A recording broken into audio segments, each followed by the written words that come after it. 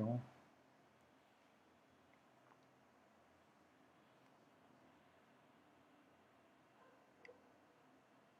olá a todos. Vocês conseguem me escutar?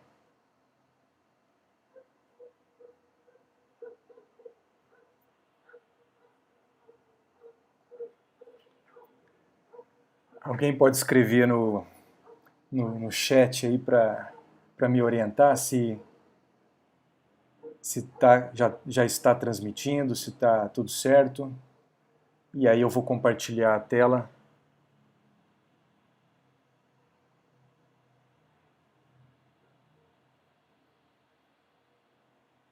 Sim? Legal. Então vamos lá. Legal, valeu Rafael, Amanda, Rick, Bruno.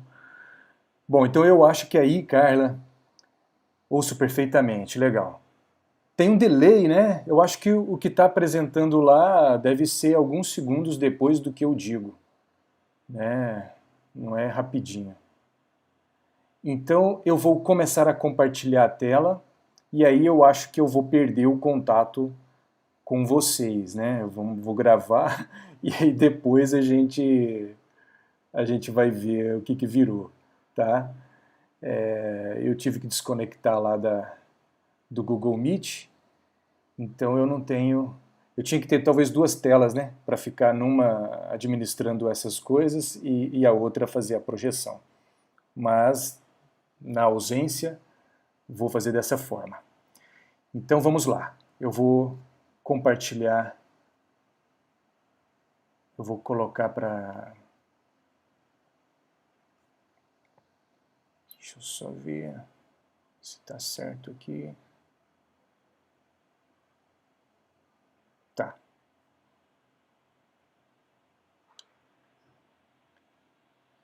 Então tá bom. Bom,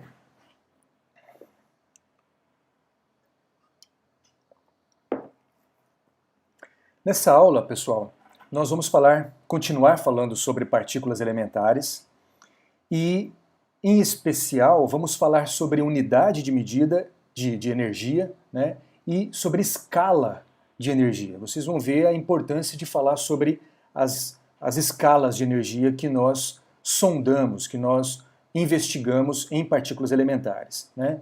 E ainda sobre medidas experimentais, como fazer para medir as grandezas de nosso interesse. Eu sou Ricardo Avelino Gomes, professor do Instituto de Física da Universidade Federal de Goiás. Bom, nós já vimos uma introdução à física quântica e uma introdução à relatividade especial. Não só isso, nós podemos juntar a mecânica quântica não relativística com a relatividade especial e desenvolver a equação de Dirac, né? A equação de Dirac é a mecânica quântica relativística para descrever as partículas elementares. E ela não só traz consigo a ideia do spin, como a ideia de antipartículas, né? Então foi a partir da equação de Dirac que ele especulou a existência, né, conjecturou a existência do pósitron e um ano depois o Anderson descobriu o pósitron, né, experimentalmente, claro, e isso deu muito peso à teoria do Dirac. Bom, isso foi falado, né, nós vimos isso, conversamos sobre isso na introdução, mas nessa introdução, no vídeo anterior, nesse vídeo introdutório, a ideia principal foi aquele conceito que veio dos filósofos da natureza, né, dos gregos antigos, né, da existência de partículas elementares. Então, na nossa tentativa de responder do que é feita a matéria, nós investigamos essa evolução do conhecimento, onde começamos pegando os conceitos principais dos filósofos da natureza, discutimos Anaxímenes, Anaximandro, Empédocles, até chegar ao Demócrito, né? E aí sim começamos a discutir a investigação desse assunto, do que é feita a matéria, mas com o método científico, né? Com o método da física.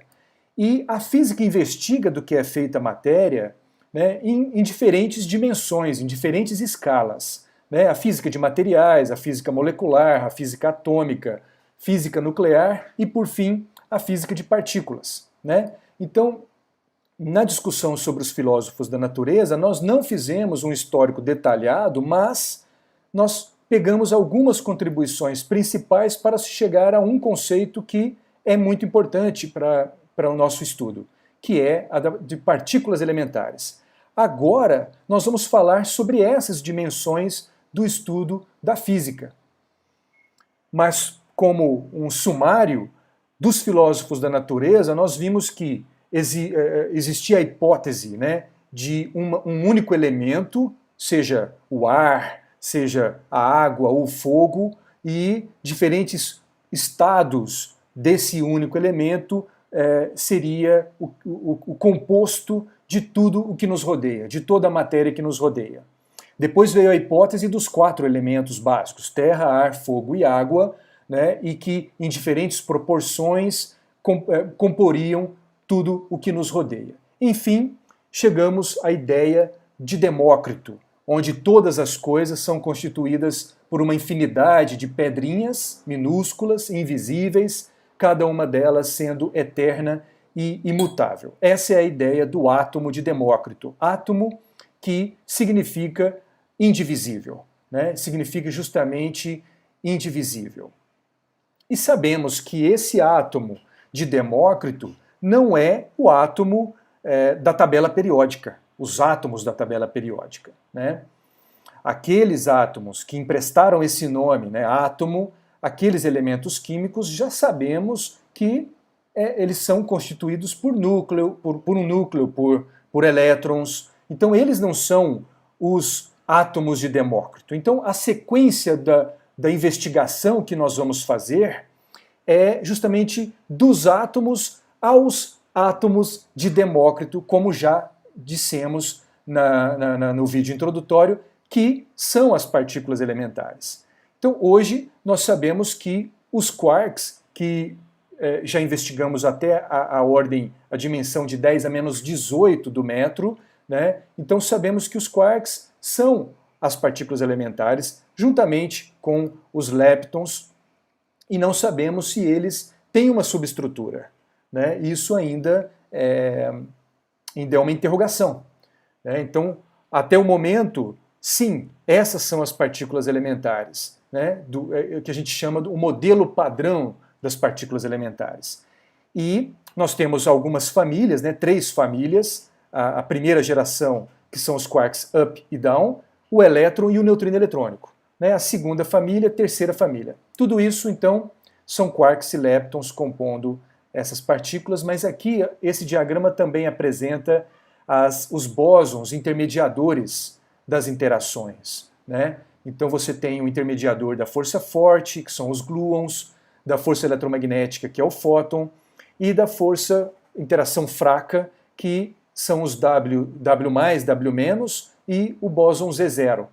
Além disso, o bóson de Higgs, que é a quantização do campo de Higgs, que atribui massa às partículas elementares. Claro, as partículas elementares, com exceção dos neutrinos, né? Os neutrinos compõem um capítulo à parte e não é esse Higgs do modelo padrão que atribui, pelo menos não entendemos que seja ele que atribui massa aos neutrinos. E também não são esses os neutrinos que têm massa, né? O neutrino eletrônico é uma mistura do neutrino do tipo 1, 2 e 3, esse sim tem massa, mas isso veremos em outro momento. Bom, agora o foco desse vídeo é discutir a energia em física de partículas. A física de partículas também é, por vezes, denominada física de altas energias, né? O nosso laboratório lá no Instituto de Física da UFG é o laboratório de física de altas energias, né? Por quê? Por 2 motivos. O primeiro é por conta da resolução espacial que nós conseguimos sondar a estrutura da matéria. A resolução espacial está totalmente relacionada à energia do feixe de partículas que você usa para investigar, para explorar a matéria, né? Então, quanto mais alta a energia, melhor vai ser essa resolução. Eu vou conseguir sondar numa escala menor e menor e menor, mais precisa, mais fundamental. Ou seja, nós estamos aqui falando que a energia, a alta energia, vai nos dizer, né, quão pontual é o pontual, né? Quão pontual é aquela partícula que estamos considerando naquele momento ser, de fato, uma partícula elementar. E o outro motivo é que nós produzimos partículas elementares, né? Novas partículas elementares instáveis. Né? Essas partículas são instáveis, elas não estão no nosso dia a dia, não compõem a matéria. Então eu preciso produzir essas partículas, seja em aceleradores de partículas, seja produzidas naturalmente por raios cósmicos. E essas partículas produzidas, eu vou dizer como, né, nós podemos produzir essas partículas, elas podem ter uma massa muito grande. O valor da massa pode ser uma massa muito alta, né? Então eu preciso de uma energia cinética muito grande na colisão das partículas que eu acelero ou dos raios cósmicos, e dessa colisão eu posso gerar partículas com energia de repouso alta também. E energia de repouso, nós já vimos no estudo de relatividade, é mc². Então uma energia alta vai implicar numa massa invariante da partícula alta. Então isso me permite produzir partículas instáveis, que vão decair logo em seguida. Mas antes de decair, eu posso investigá-la, posso estudar. E posso justamente estudar essas partículas pelo próprio decaimento, como veremos, como discutiremos a seguir. Então, nesse vídeo, em particular, nós deduzimos a relação energia-momento relativística, que é usada para a produção, para entendermos, para descrevermos a produção de partículas mais massivas a partir de partículas que nós aceleramos no acelerador ou usamos em raios cósmicos. Muito bem, e antes de falar em escala de energia, eu preciso falar na unidade de energia que nós vamos usar.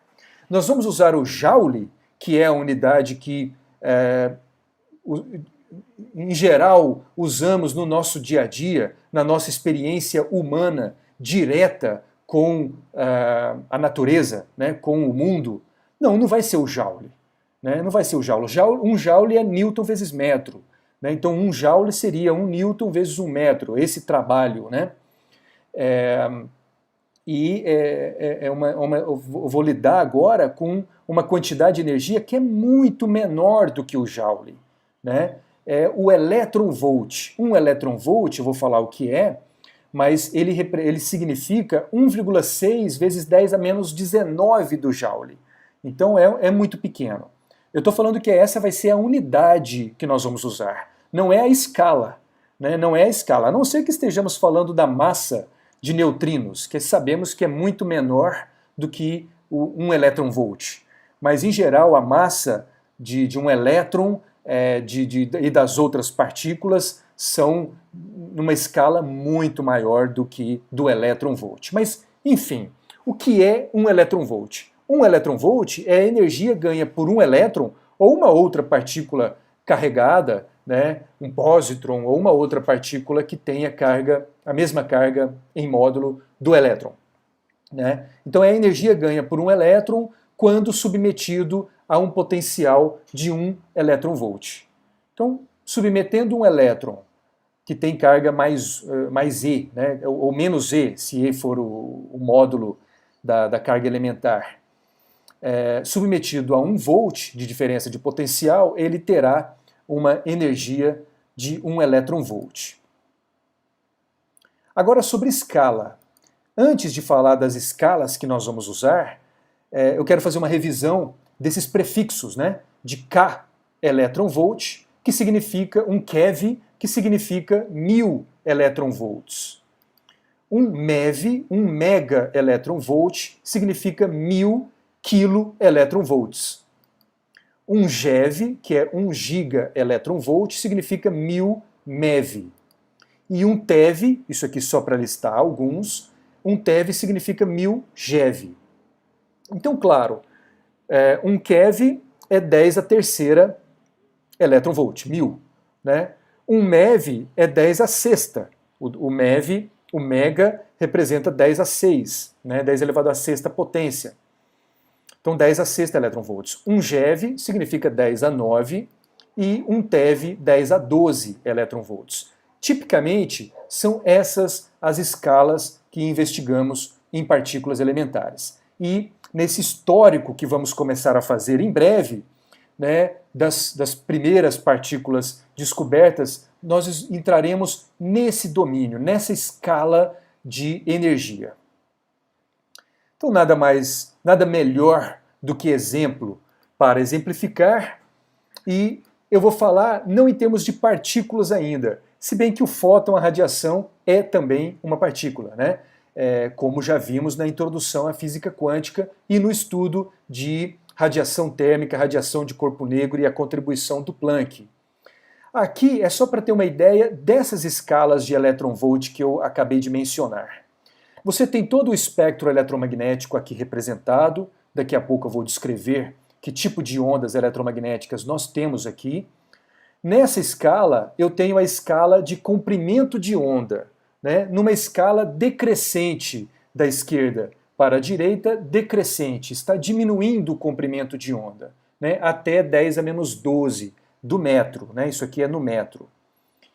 E claro, se eu diminuo o comprimento de onda, eu estou aumentando a frequência, é inversamente proporcional, né? Então eu estou aqui nessa escala da esquerda para a direita, aumentando a frequência. E eu tenho, partindo do visível, do espectro visível, né, que nós enxergamos, que nós temos esses detectores, que são os nossos olhos, para enxergar, se você analisar ondas que têm frequências menores do que as do visível, então você está no domínio do infravermelho, de microondas e ondas de rádio e TV, né, radiofrequência aqui. Se você tem frequências maiores do que a do visível, então você entra no espectro do ultravioleta, de raio-x e raio gama. Agora, esse gráfico é interessante porque além da escala usual, quando a gente estuda o espectro eletromagnético, de comprimento de onda e de frequência, esse gráfico também apresenta a escala em termos de energia e na unidade do eletronvolt. Então você vê aqui que eu tenho desde 10 a menos 9 do eletronvolt, ou seja, eu tenho fótons de radiofrequência, de rádio, que tem uma baixa energia, 10 a menos 9 do eletronvolt, até fótons que têm energia de 10 a sexta do eletronvolt. Isso nessa figura. Por quê? Porque nós temos raios gama com fótons de altíssima energia, 10 a 12 e muito mais, né? Então aquela escala que nós apresentamos no slide anterior, de 10 a 6 até 10 a 12 eletronvolts, se você gerar fótons naquela escala, você tem raios gama. E quanto a partículas? Bom, aquilo que eu acabei de falar é de partícula de radiação, que é o fóton, né? Mas com relação a partículas que nós aceleramos nos aceleradores de partículas, nós conseguimos chegar até a escala de 10 a 12 do eletronvolt, tera-eletronvolt, TeV. Né? Por isso, né, no meu doutorado eu trabalhei num acelerador que tinha por nome Tevatron. Ele acelerava prótons e antiprótons a 1 tera-eletronvolt de energia, 1 TeV, cada um, né? Um feixe num sentido, outro feixe em outro sentido.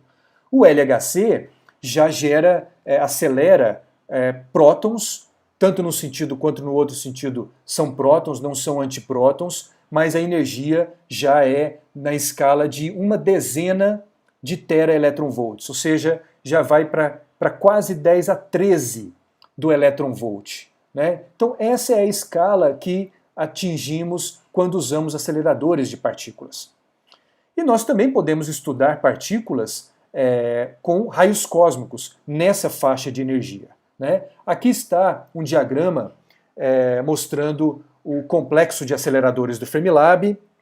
Você tem aqui um mecanismo de injeção, né, num acelerador linear, num LINAC, que, por sua vez, injeta as partículas, os prótons acelerados. A rigor, não são necessariamente prótons ainda, né, são H-, prótons com 2 elétrons, por um motivo que, eventualmente, a gente pode discutir.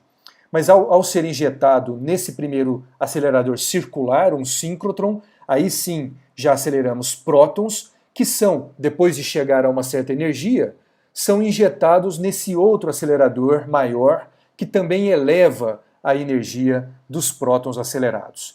E aí teremos um feixe de prótons que pode ser usado em diferentes experimentos, né? Então ele pode ser direcionado com dipolos magnéticos para diferentes regiões para serem estudados, né? Agora, eu também posso fazer estudo de altas energias usando raios cósmicos. Mas nesse caso é comum também encontrarmos o termo ultra altas energias, para designar que nós estamos estudando raios cósmicos, os raios cósmicos mais energéticos, né, de 10 a 20 eletronvolts. Veja que eu tenho 8 ordens de grandeza maior do que, ou 7 ordens de grandeza, né, se você considerar 10 a 13 eletronvolts no LHC, 7, 8 ordens de grandeza maior que nós conseguimos alcançar nos raios cósmicos, né? Então é muito. E o que é raio cósmico? Raio cósmico é um núcleo, desde de um próton até núcleo de ferro, né? Mas é mais provável que seja um próton ou o núcleo de hélio, né? E em menor proporção os outros elementos que compõem o universo, né? Restos de estrelas que vão até o ferro. E esse raio cósmico primário eventualmente colide com uma molécula da atmosfera, né? Colide com qualquer molécula da atmosfera, um nitrogênio, um oxigênio, um argônio, né? E gera uma série de outras partículas secundárias, né? E essas partículas secundárias, por sua vez, interagem com outras moléculas da atmosfera ou decaem, né, em outras partículas, gerando o que nós chamamos de chuveiro atmosférico extenso, né? Nós somos bombardeados o tempo todo aqui na superfície da Terra, porque tudo isso ocorre na alta atmosfera, na estratosfera. Mas aqui na superfície da Terra nós somos bombardeados pelas partículas secundárias, né, terciárias, quaternárias, assim por diante, né, ou seja, secundárias em geral, que sobrevivem a todo esse processo e nos atravessam, e inclusive atravessam a Terra. E nós detectamos essas partículas, o quê? 1 quilômetro, 2 quilômetros de profundidade, nos detectores, como um dos detectores dos experimentos que eu trabalho, que fica a quase 1 quilômetro de profundidade. O detector que nós usamos fica a 700 metros de profundidade, 700 e tantos metros, né? E nós conseguimos detectar os neutrinos e os muons provenientes desse chuveiro, desse raio cósmico primário que colidiu com alguma partícula. Claro, é uma piada pronta, né? Raios cósmicos não é raios cômicos, né? São raios cósmicos, porque eles são provenientes do cosmo, né? E vêm de todas as direções, de forma isotrópica, né? E claro, podemos fazer astronomia com raios cósmicos, mas isso fica para um outro momento. Ou seja, além de fazer astronomia usando toda a faixa do espectro eletromagnético, podemos também fazer astronomia, estudar o cosmo usando raios cósmicos, usando os neutrinos e usando agora também ondas gravitacionais, né? E fazendo uma junção todas essas fontes que acabei de mencionar. Pois bem, mas o que a física de partículas mede, né? O que nós medimos? O que nós observamos, né?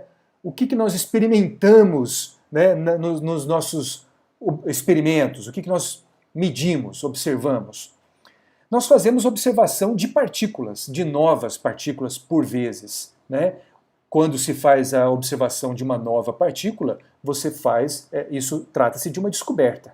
Por exemplo, o bóson de Higgs, né? E quando você observa algo, você também tenta medir a massa dessa partícula. Mas não estou dizendo que a gente mede diretamente a massa, né? Você não tem uma balancinha para colocar a partícula elementar e assim medir essa massa. Não, é de uma forma que eu vou explicar adiante. A vida média, quanto tempo vive uma dessas partículas que nós produzimos, né, e que são instáveis? Bom, o tempo de vida próprio, a gente descobre, a gente mede isso, mas por conta de um efeito, de uma consequência importante da relatividade especial, nós sabemos que há uma dilatação do tempo, né, quando a partícula está em movimento com relação ao nosso referencial. E por isso nós enxergamos que a partícula está a uma velocidade, quer dizer, eu percebo que a partícula tem um tempo de vida dilatado, né? Eu percebo a partícula, estudo a partícula por algum tempo mensurável em laboratório. Decaimento, nós medimos isso, né? As partículas decaem. Elas decaem em quais canais? A gente está habituado a pensar em decaimento do nêutron, que decai em próton, elétron e antineutrino eletrônico.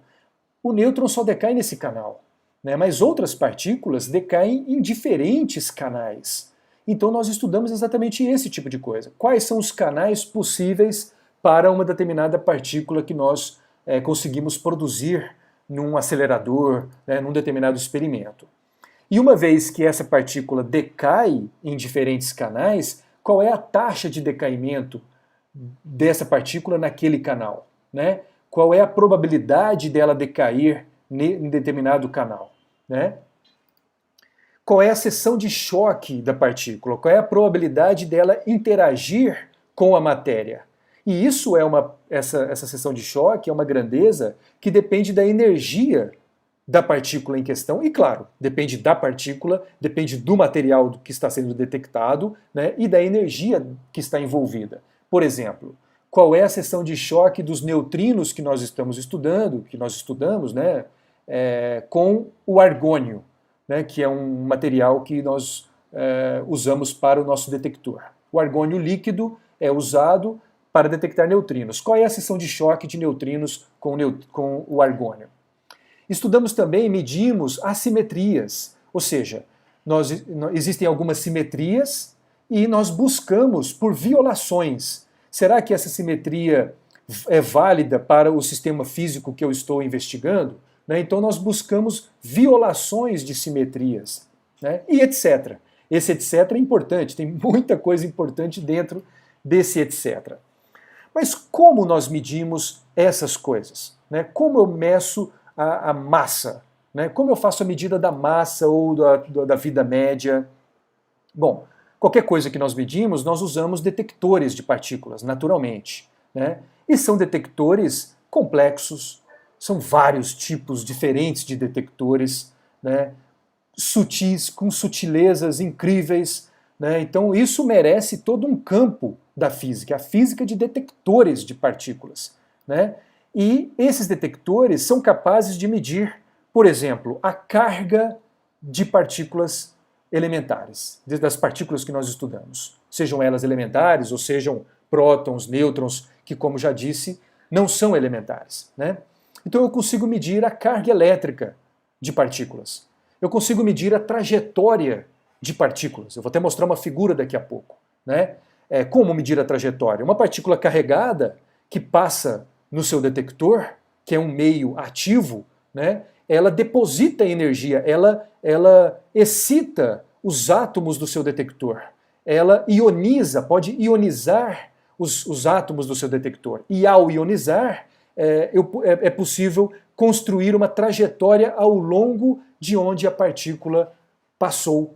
Né? E a partir de trajetórias, da reconstrução de trajetórias, eu posso, por exemplo, reconstruir o vértice de um decaimento. Né? Então, uma partícula neutra que não deixa trajetória, se ela decai em duas partículas carregadas, uma positiva, outra negativa, né, eu posso reconstruir a trajetória dessas partículas carregadas e eventualmente encontrar um vértice, que é o vértice do decaimento que estamos investigando. O momento da partícula, né? É possível colocar um campo magnético e defletir a partícula carregada dentro do seu detector, né? Usar vários detectores para isso. E dessa forma eu consigo ter uma medida do momento linear, né? Do momento linear da partícula. E eu também consigo medir a energia da partícula, analisando o quê? A energia depositada no seu detector. Né? Quanto de energia um muon depositou no detector. Né? Somando toda essa deposição, eu tenho a energia total com que o muon entrou no detector. Né? E se eu tenho a energia e tenho o momento, usando a relação energia-momento relativística que foi mencionada, né, num slide anterior e discutida, deduzida naquele vídeo sobre a relatividade especial, eu consigo, a partir da energia do momento, encontrar a massa invariante da partícula que eu estou observando. Né? E, eventualmente, eu faço uma boa medida da massa dessa partícula, como foi feito para a massa do bóson de Higgs e de todas as partículas que nós conhecemos, com exceção do neutrino, que ainda não temos uma medida da massa. Sabemos que os neutrinos têm massa, uma descoberta recente, né, em experimentos que eu trabalho, que fazem oscilação de neutrinos, né, sabemos que eles têm massa. Mas as medidas de oscilação de neutrinos não nos permitem dizer qual é a massa dos neutrinos. Mas existem experimentos que estão investigando esse tipo de coisa. Muito bem, exemplos de trajetórias em detectores de partículas. Detectores antigos, né? Você tem detectores como câmera de bolhas, câmera de nuvens, uma gama muito grande de vários tipos de detectores, inclusive os detectores que usamos para estudar os neutrinos. Essa primeira imagem mostra a detecção do positron, né, por Anderson, que descobriu 1 ano depois do Dirac conjecturar a existência do positron. O Anderson faz uma medida, depois eu vou explicar tudo que está nessa figura, inclusive essa placa metálica que foi introduzida na emulsão fotográfica utilizada aqui. Né? O mesmo tipo de detector que o LATS, né, e outros, Powell e Occhialini, usaram para a descoberta do meson pi, né, que rendeu o prêmio Nobel ao Powell. E aqui outras imagens do mesmo tipo para a descoberta dos kaons. Né? Aqui você vê uma trajetória em V, 2 trajetórias, são de partículas carregadas, e aqui você tem um vértice. Né? Então você conjectura que era uma partícula neutra, o kaon neutro, né, que interagiu com essa placa metálica e acabou decaindo, perdeu energia, decaiu em 2 partículas carregadas. São vários os exemplos, né?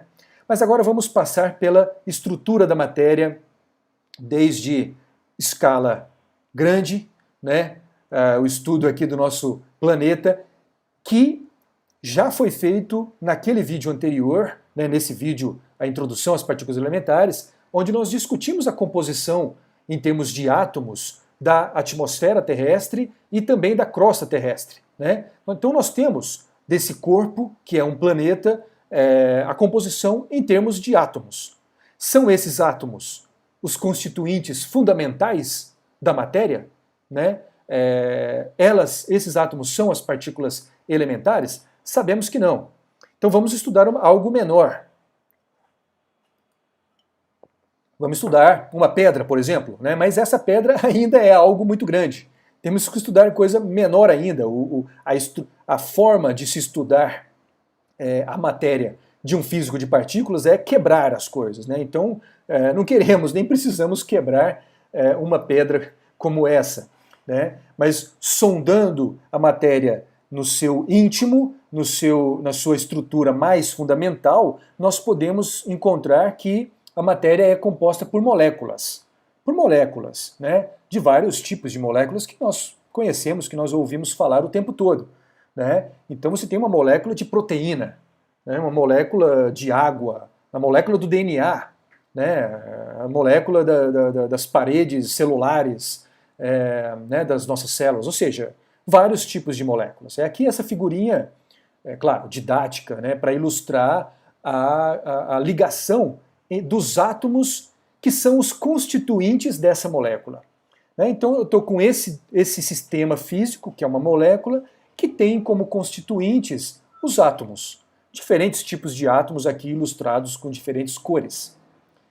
E a força atuante dentro dos constituintes, quer dizer, dentro da molécula, nos constituintes dessa molécula, é a força eletromagnética. A força atuante nesse sistema físico, nessa dimensão da física molecular, é a força eletromagnética. E aqui eu coloco entre parênteses o termo residual. Porque, de fato, a gente pode pensar que a força eletromagnética atua entre o núcleo positivo de um átomo e os elétrons desse átomo. Né? Então, os elétrons que são as partículas negativas. Então, entre a partícula positiva e as partículas negativas. Essa é a força eletromagnética. E aí eu tenho um átomo, né, que por vezes pode ser neutro, ou pode ser um íon, né, com um elétron a mais ou um elétron a menos, um íon. Né? Então, ou um átomo neutro ou um íon. E esse átomo neutro ou um íon, ele pode se ligar com outros íons e átomos. Né? E essa força que liga os átomos a outros átomos é também de origem eletromagnética. Sim, é. Mas é residual. Né? É devido a um desbalanço, é devido a um dipolo elétrico que esse átomo forma. Né? Eu estou fazendo isso, você vai entender o porquê adiante. Né? Agora, vamos estudar então os constituintes da molécula, que são os átomos. Né? Aqui uma ilustração também didática, também muito clássica, né? De um átomo com órbitas quase que planetárias, ou seja, uma coisa bem distante do que conhecemos de fato, né? Mas ilustra a ideia de um átomo. Né? E claro, o núcleo aqui não está em proporção. O núcleo, se esse é o raio da órbita desse átomo, dos elétrons no átomo, o núcleo certamente nem seria visto. Né? Nem seria visto. Então aqui não está em proporção. Mas então vejamos, quais são os constituintes do átomo? São os elétrons e o núcleo. Sabemos isso. Né? São os elétrons e o núcleo. E qual é a força atuante nesse sistema físico? É a força eletromagnética. Aqui, então, eu não uso a palavra residual, porque é a força eletromagnética diretamente entre partículas negativas e positivas. E qual é o raio, qual é a dimensão que estamos lidando aqui? Já foi mencionada, mas aqui é importante levarmos isso em conta, de novo, enfatizar. Né? O raio de um átomo, um raio típico, é de 10 a menos 10 do metro. Né? Então é um angstrom, uma unidade que não é do sistema internacional, né? Um angstrom, 10 a menos 10 do metro. Tá? Se eu tenho alguns átomos, então eu já vou ter uma molécula, aí eu tenho a escala nanométrica. Né? Nanométrica. Eu tenho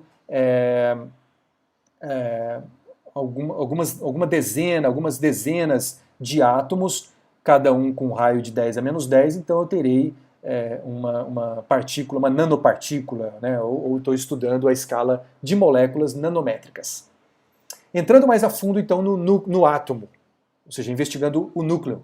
De novo, uma figura didática, longe do que é de fato, claro, uma representação do núcleo. Isso aqui é apenas uma representação didática do núcleo, onde eu tenho tanto prótons quanto nêutrons. Nós temos um termo para designar prótons e nêutrons de uma forma única, né, que é o termo nucleon. Nucleon. Então, um núcleo é formado por nucleons. Né, e aqui você vê dois tipos de nucleon, né, os prótons e nêutrons. E o que liga esses nucleons? O que liga um próton a outro próton? Né, a despeito da repulsão eletromagnética que naturalmente você imagina que eles sofram. E sofrem. Né, mas existe algo muito mais forte. Né? O que liga um nêutron a outro nêutron, ou um nêutron a próton? Né? O que liga esses nucleons? É a força forte, que teremos oportunidade de investigar mais adiante. E nesse caso, é força forte residual, fazendo um paralelo com o que foi dito para a força eletromagnética residual nas moléculas. Por quê? Porque eu vou mencionar no próximo slide que a força forte atua entre quarks, dentro do próton. Dentro do próton, os quarks, a força que une esses quarks é a força forte. Então, a força que une um próton, que está cheio de quarks aqui dentro, 3 quarks, e um nêutron, outros 3 quarks, o que une esse próton a esse nêutron é a força forte também, porém residual. E qual é a escala do que estamos lidando? O núcleo desse tamanho tem uma escala de 10 a menos 14 do metro. O raio é de 10 a menos 14, 4 ordens de grandeza. Claro, se eu vou para um próton, aí é menor ainda. Mas antes de seguir para o próton e para a estrutura do próton, quais são as partículas realmente elementares? Né? Até esse momento, veja, eu usei o termo realmente elementares. Até esse momento, as partículas, se pensadas elementares, seriam o próton, o nêutron e o elétron. Próton positivo, nêutron neutro e o elétron negativo. Né? Esses seriam juntamente com o fóton, né? Mas aqui o fóton ele não para. Então o fóton ele está representado aqui por essa coisinha que viaja o tempo todo. Essas 4 partículas seriam as partículas elementares até esse momento. Né? Mas vamos estudar adiante que nós podemos investigar a estrutura de prótons e nêutrons e outras partículas que compõem, que são estados ligados de quarks. Né? Então hoje nós sabemos que um próton é formado por quarks. De novo, uma figurinha quase que infantil aqui, né, compondo 3 bolinhas dentro de um próton. Claro, isso aqui é ilustrativo, é didático, para se saber que hoje nós temos a compreensão de que um próton é formado por 2 quarks do tipo up e um quark do tipo down. Qual é a força atuante nos quarks? A força forte. Né? É a força forte. E eu estou falando da escala agora de um próton, né? Que é de 10 a menos 15 do metro. Os quarks, nós iremos estudar, eles não podem ser observados individualmente. Eles sempre estão em estados ligados de algumas formas possíveis. E o próton, quer dizer, o próton é o exemplo de uma estrutura possível, que é a ligação de 3 quarks. O nêutron, da mesma forma que o próton, tem todas as mesmas propriedades. 10 a menos 15 é a força forte, formado por quarks, e ele é formado por um quark up e 2 quarks down. Bom, em suma, nós temos a mesma tabela que já foi apresentada no início desse vídeo. Né? Eu tenho 6 quarks e 6 leptons. Todas essas partículas elementares que nós estudamos até agora são compostas pelos quarks up e down, da primeira família, da primeira geração, né? Ainda elétron, e, claro, o neutrino ele não forma nenhum estado ligado. Né? Mas essas são essas 4 partículas constituem a primeira geração das partículas de matéria.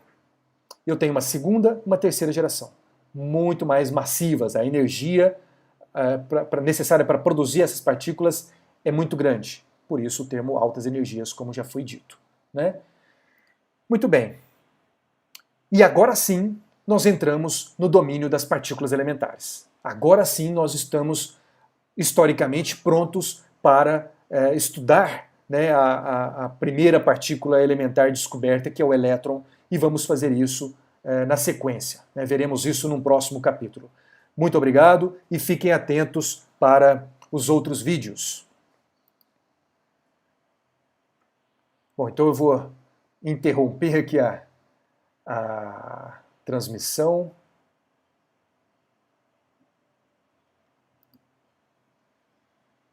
E eu vou lá no Google Meet, pessoal, para a gente conversar, para vocês me falarem como é que foi aí, se deu certo alguma coisa ou se não deu nada certo.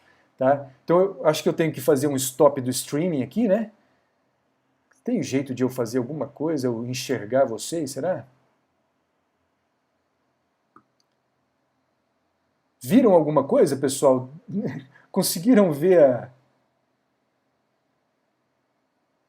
Conseguiram assistir direito? Transmitiu direito? Como é que saiu aí, por favor? Marcos Estevão. Oh, você assistiu, Marcão? Beleza, cara. Que saudade de suas aulas. Sempre sou bombardeado com uma chuva de raios cósmicos e muito... Muito boa, Marcos. Legal. Valeu, Bruno. Ô, Tiago, você, Tiago, tá aqui. Ei, Tiago, você que é um mestre. Que legal. Valeu, Fernando, do canal aí Física de Altas Energias, né? Maravilhoso. Beleza, Fernando. Valeu demais.